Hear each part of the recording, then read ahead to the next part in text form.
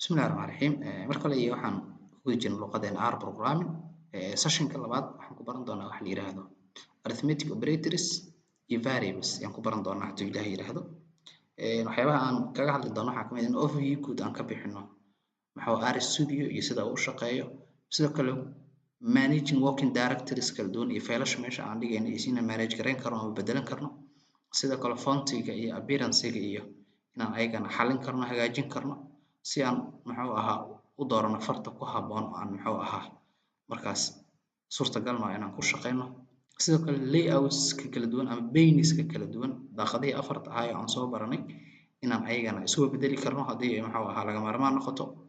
ugu dambeyntii in arithmetic operators iyo variables kasta loo abuuray guidelines-keeda iyo variable abuurida iyo qiimaha sida loogu shubayo data types-ka iyo data structures-ka inaan maxuu ahaa hadii Ilaahay yiraahdo intaas koos maxuu ahaa hadii Ilaahay yiraahdo intaas aan session-keena maanta ku qaadano session-kan wuxuu u badnaan doonaa inta badan shaqo aan qabanayno oo maxuu ahaa aan aad ugu adeegsan doono hadii Ilaahay yiraahdo R studio laakiin waxyaabaha aan baran doono asaas waxa uu noqon doona intaan aan soo sheegay R studio markaan soo ran gareyno waxaan noo soo bixin doonaa saddexdan daaqad oo kala duwan mid walba iyo shaqada ay qabanayso iyo waxay maxuu ahaa R studio muhiimadda ay u leedahay horaan soo aragnay hadda marka waxaan rabnaa binka naga maqan waa naqaan editor bin naga maqan waa meesha aan code ku qori lahayn maxaa hal code iyo wixii ka badan marka aan rabno inaan qorno waa meesha aan ku qori lahayn halkan waa adeegsan karnaa console binkan shaashada waa adeegsan karnaa laakiin maxuu ahaa maanta maadaama asagoo hal code halkii mar lagu qori karo waxaan adeegsanaynaa wax la yiraahdo editor binka marka si aan u soo furno control shift n waa qaban karnaa si maxuu ahaa halkan noogu soo abuuro file cusub hadii kale file inta tagno new file aan leenahay R script aan dhihi doonaa oo maxuu ahaa midkaas oo noo soo bixi doona markaan soo furo paneska waxaa noo soo bixi doonta shaashadan oo ah meesha aan rabno inaan code ku qorno hadii Ilaahay yiraahdo editor binka marka intaan code bilaabin ka hor waa inaan save gareysanaa oo maxuu ahaa file-kan aan meel dhigin aniga marka meesha uu yaalo waa maxuu ahaa R tutorials-kan folderkan qaybtan session-kan oo aan rabno inaan maanta file ku sameyno session 2 yaan dhihi doonaa hadii Ilaahay yiraahdo halkaas markaan ku save garanaysaa asaga extension-ka .r gadaal iga raacsiin doona hadii Ilaahay yiraahdo shaqada ugu horeeya aan qabanayno maxaa R studio oo guud oo ku saabsan R studio-na horaan u soo aragnay hadda marka waxaan rabaa inaan ku bilaabno qaybta la yiraahdo managing working directory waxaa la yiraahdaa faylashan aan ku shaqeynayo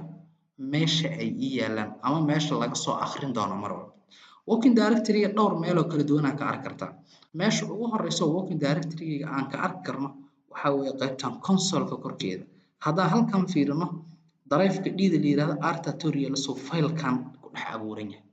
waa bedeli karaa sidoo kale waxaa ku ogaan kartaa isla qaybtan fileska ah maxuu ahaa utility binka qaybteeda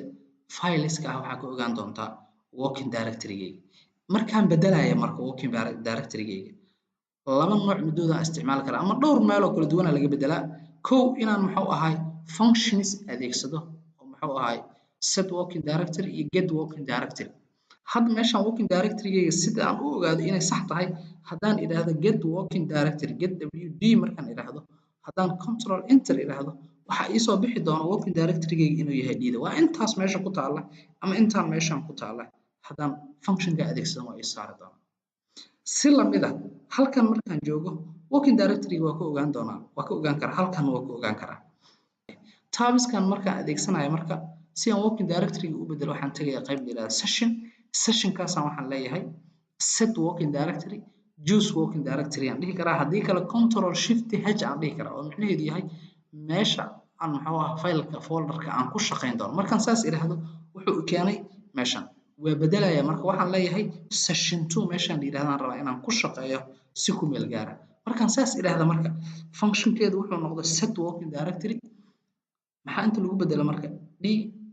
R studio session 2 si lamid intan waa ka arki kartaa working directory-gu wuu isbedelay haddaan marka sidoo kale function ahaan waa u bedeli kartaa waxaad dhihi kartaa set working directory asaa kuu soo baxay set working directory markaan dhaho waxaa la iga rabaa double quotation oo kale maadaama ama single quotation maadaama aan rabo inaan wax dhigo d markaan qoro oo laba dhibcood iraahdo slash haddaan dhaho siyaan dhihi karaa markaan sii doorto r tutorials naftirkeeda waxaan dhihi karaa control space markaan idhaahdo wax alle iyo wixii faylalaha ku dhex abuuran r tutorials ay soo baxay session 2gaygana waa sii dooran karaa session 2gayga markaan idhaahdo haddaan sii doorto aan sii furo wax folder ah kuma dhex jiraan no margins mar haddii lagu yidhaahdo wax folder ah kuma dhex jiraan waay sidaa daraaddeed haddaan sidaan idhaahdo ama hadda aan intaan bedelo aan maadaama hadda aan sessionka aniga dhex joogo session 2 maadaama aniga sad working directory aan ka dhigay waxaan dhihi karaa markaas control space intii idhaahdo qaybta imageska kale ii dhig micnahayga hadda kadib meesha aan ku shaqaynayo imageskan ay noqon doontaa saa daraaddeed haddaan control enter idhaahdo dhammaan fiir waa isbedeli doonaan meeshan halkan waa isbedelaysaa halkan waa isbedelaysaa anigoo adeegsanaya function aan bedelay haddii kale control shift h intii idhaahdo markii la ii soo saaro working directory-gaygaan bedelaya oo waxaan leeyahay power bi training oo kale ii dhig ayadana waa la ii bedelay sad working directory-gayga ii soo baxay by code aan u bedeli karaa sidoo kale session anoo adeegsanayana waa bedeli karaa sidoo kale waxaan samayn karaa working directory-gayga halkan meesha marka aan joogo qayb more la yidhaaho leeyahay waxaan dhihi karaa go to markaan go to idhaahdo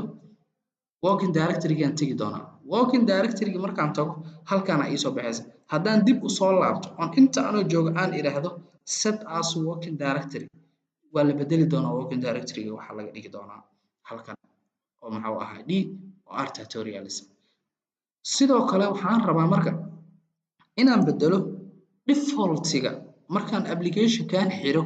oo uu soo kacayo ayaa waxaan rabaa in muxuu ahaa working directory oo markaas automatically lagu soo kici doono automatically working directory folder in la igeeyaan rabaa markaasaan waxaan leeyahay tools aan tegi doonaa global option aan tegayaa markaan global option tago meeshaan waxaa ku qoran default working directory waa goorma we're not in a project mar alle markii intaan browserka ama waxaan oo dhan filekan muxuu ahaa application-kan aan xiro aan rabo inaan dib u soo rangareeyo working directory-gayga markaasaan muxuu ahaa dooranaya waxaan leeyahay browse mar alle hadda iyo wixii ka dambeeya markii aan application-kan soo rangareeyo waxaan leeyahay r video session oo kale muxuu ahaa ig default-gayga waxaa laga dhigi doonaa marka halkan si aan marka apply u yidhaahdo waa inaan apply dhaho kadibna aan okay idhaahdo u fiiri haddaan xiro markaan iska xiro haddaan idhaahdo marka get working directory-gayga maadaama aan default working directory soo siiyey haddaan control enter idhaahdo waxaa ii soo bixi doona wax la yidhaahdo r video sessions inaan default working directory-ga ka dhigay intaas marka waa si guud sida aan u manage garaynayno working directory-gayga iyo wax la midka dhowr meelaan ka arki karnaa waxaa ugu horeysa meeshan oo muxuu ah console korkeeda ah sidoo kale waxaan ka arki karnaa qaybtan oo utility bank gaar ahaan fileska ah oo aan ka arki doono meesha muxuu ahaa working directory-ga aan markaas joogo haddii kalena qaybtan sessionka inta tago waxaan dhihi karaa choose working directory-ga markaan dhaho halkan meesha aan joogo mar walba waa arkaa working directory-ga marka aan ka tago mararka qaarkood waxaa laga yaabaa qofka isticmaalaya r studio inuusan cajabin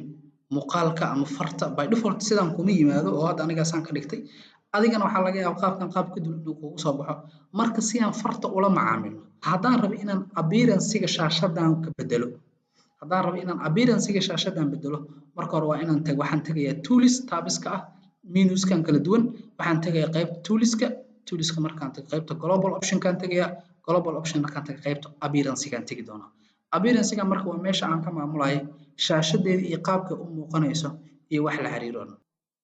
farta nooceeda haddaan rabo inaan bedelo meeshaanaan muxuu ahaa ka bedeli doono oo nooca farta aan raba dooranaya haddaan rabo size-keeda inaan bedelo 16 aan ka dhigi karaa sidaasay noqonaya halkan waxaa lagaa siin doonaa qaabka u ekaan doonto 12 aan ka dhigi karaa sidoo kale waxaan ka dhigi karaa fontiga size-keeda muxuu ahaa 14 hadda meesha sii joogtaa si lamid ah theme-iska muuqaalka sida hadda maadaama shaashadan cadaan ay tahay theme-iska qaabka u yeelan waxaa ka dooran kartaa qaybtan editor theme oo ayadana kuu sheegaysa nooca uu u muuqan doonto shaashada aad isticmaalaysid haddaad doonto intaana nooc oo kala duwan yaa haysataa oo aad soo dooran kartaa ayadana marka intaas joogno kadib oo aan soo doorano fartii ku habbooneed oo ay indhaheenu la qabsan karaan oo aan rabna annaga ama aan ka helnay markaasaan kadib meeshaan apply dhihi doonaa kadibna okay aan dhihi doonaa laakiin hadda aniga ma rabo inaan iska bedelo markaas kadib waxaan iska saarayaa cancel si guud marka managing-ka iyo wax la midka ah ee la xiriira r studio-ha ayadana sida loola macaamilayo waa sidaas sidoo kale waxaan bedeli karnaa afartan been oo kala duwan maxuu ahaa waa isku bedeli karnaa ayadana maxaa ah managing banis la yiraahdo markaan baniskan kala duwan midkaan halkaan mari karnaa kana halkaan mari karnaa ayagana laakiin hadda wax badan oo aan ugu baahanaa ma jiro haddii si aad u baahato aad istiraahdo waa u baahan tahay inaad waxaas wax ka bedesho waxaad tegi doontaa qaybta tooliska global option aan ku noqon doonaa bain layout saa kuu soo bixi doonaa hadda marka midda ugu horeysa sourciga inta yaala consoleka inta yaala maxuu ahaa utility banka inta yaala intan environmentiga waxyaabahaas yaala halkaan aan furi doono oo waxaan dhihi doonaa consolekii waa la isku bedeli doonaa marka fartayda waa la isku bedeli doonaa markaas haddii la isku bedelo oo aan apply yiraahdo okay yiraahdo editor bankayga hoos oo mari doonaa console bankaygana kor oo mari doonaa si aan sideedii hore ugu soo celiso tools aan tagayaa global option aan tagi doonaa global option markaan tagay bain layouts aan tagayaa midaana waxaan leeyahay sourcegeeda ku bedel markaas iyo wixii ka dambeeya apply aan leeyahay okay ayaana leeyahay booskeeda lagu soo celin doonaa si guud managingka iyo hadda kadib iyo wixii la xiriira waxaan rabaa in maxuu ahaa culays xaggaas uusan ka soo noqon